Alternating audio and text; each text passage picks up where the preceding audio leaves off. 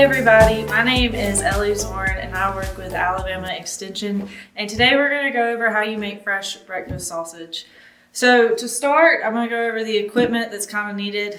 So you want to have, these are called lugs, or I've done it with bowls, just anything that you can use to catch the meat. Also, this one is holding all of the meat we're using, so I like to have two. The next, you're going to need your grinder. So to start, you have the plate that we're going to stick all the meat in, and we'll push it down. And then as I go through it, we're also going to assemble it. So this is the auger. The bigger end, it's got kind of these cutouts on it. That's going to go into the arm of this. And what it's going to do is when you get it in there the right way, you see how it pushes it in there, but then it'll move around only in a circle. You can't get it up or down or move it or anything.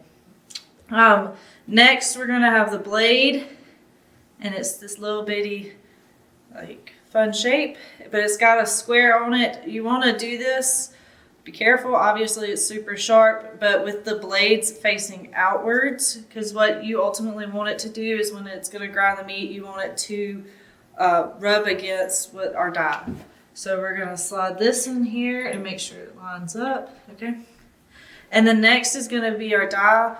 One of the things with this is it's got this little bitty hole at the bottom, and so that means it's to put it in a certain way. It's going to help prevent the die from spinning because our auger will spin, and so it'll keep this from spinning. At the bottom of this arm, there is that little space, so that way it'll catch. So if you just slide it in there that way. One of the things with it, it won't push all the way in. It just kind of, in a way, sits there, but just kind of push back as far as you can. And then next, you're going to take the nut of it and just spin it on there.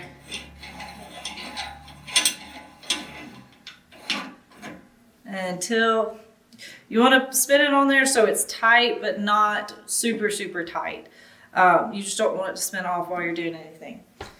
So this is how we put all of our grinder together, and then the next step is going to be sticking the meat in it and working our way through it.